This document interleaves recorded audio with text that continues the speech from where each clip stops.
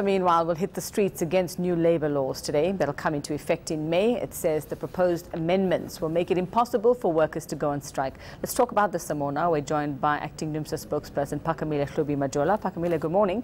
Thanks for your time and coming in as you should be preparing for your march this morning. So on Human Rights Day, obviously you've chosen this day to make a point. What is that point? The point we are making is that workers' rights are human rights.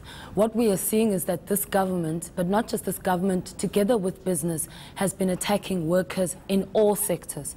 Workers are under attack in agriculture, they're under attack even in media houses, where decisions are made to restructure and retrench workers without consultation. And that's why Numsa is joining together with about 21 other pro-working class organizations to fight back against the changes that the government hopes to implement by changing the labor laws. Those laws will include, for example, the introduction of a national minimum wage of 20 Rand per hour, as well as the fact that they now want to limit the right to strike. They are directly attacking our constitutional right to strike. They want to create a cheap labor pool of African labor, which will not be able to bargain through striking for better conditions. And it's really important for all workers, including media workers, to get behind this campaign. Phakamile, I suppose the ordinary person sitting at home is going to wonder, how do these laws actually come into being? Who makes these laws without consulting the very people who are affected by them? Well, this is precisely the problem that we have, and we've registered this already as a problem. The state says that because these negotiations took place at the level of NEDLAC, where you have trade union organizations like FEDUSA, COSATU and NACTU present, that they have now consulted the working class. That is blatantly incorrect. Those that are, in fact, workers who represented in organized labor, now I'm talking all trade unions, only represent about 24% of the working population in South Africa. The majority of workers are not organized and are not part of any trade union formation. So for the state to claim that they consulted, that's a lie. These laws are going to affect every single worker. Imagine, from the 1st of May, the state is saying that your contribution to this network is worth 20 Rand per hour.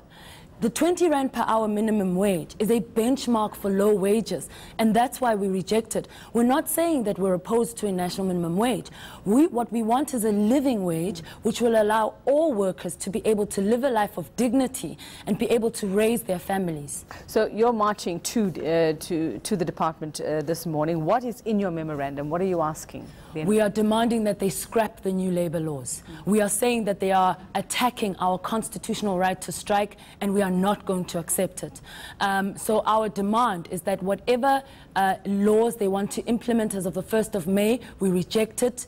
They must scrap it. We will not allow them to destroy our May Day celebrations by imposing backward legislation which are going to attack our most fundamental human right, which workers fought and died for during apartheid. So what happens if you don't get that? Are you giving them a deadline? What is your plan to take this further?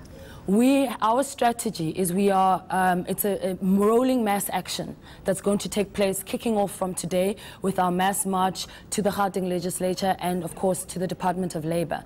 SAFTU has agreed for a general strike on the 25th of April. They've obtained a certificate. So the 25th of April is a day when all workers in every sector should go on strike. It's a protected strike.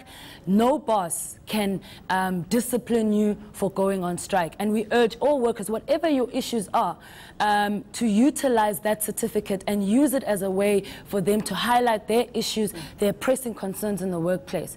We will fight on that front, on the streets. But we've also launched, and we're planning to launch a legal strategy to fight against this, because the proposal to limit the right to strike is actually a limitation. They are attacking our constitutional right to strike, and we believe that from a legal perspective, we definitely have a leg to stand on to fight against them. Well, it seems to me that you also have another battle that you might need to fight on the sidelines of this, Phakamile. I mean, looking at the unions, which you've termed sellout trade unions, like COSATU, FEDUSA and NACTU, that actually agreed to what happened to the proposals at NEDLAC as well. You would imagine that in a country like South Africa, you would more or less have most of your unions representing workers on the same page. Is it not time to look at your relationship with these unions, and for these unions to look at their relationship with one another and come together for a common cause at some point? Well, we maintain that it was the leadership of those unions that sold out, they sold out their own members. The leadership of these unions were not thinking at all about how this is going to affect ordinary workers and their families. They're not the ones who are going to earn 20 Rand per hour, so they don't care about how this is going to affect their members. And that's why we're calling on all workers, even workers who are affiliated to COSATU and FEDUSA and NACTU, to see what these legislations are and what they really mean. Our experience, having participated in the consultation, this fake consultation process that the state embarked on with regards to these laws, was that it was very clear that ordinary workers don't even actually understand what these laws are and what they mean. And that's why it's become very important for us as organizations that have come together to educate workers, make sure they understand that this is something that is going to affect all of them, and that it is in their best interest, all of us, to unite behind this banner and fight, because ultimately we are all going to be affected if the state implements these laws on the 1st of May. Okay, so the message will be clear at 10 o'clock this morning from Mary Fitzgerald Square all the way to the Department of Labour. All the way to the Department of Labour. All right, thanks. We hope to see you there. Me? Well, okay, well, acting Numsa spokesperson Pakamile Hlubi Majola just updating us on that march scheduled to happen at 10 o'clock this morning.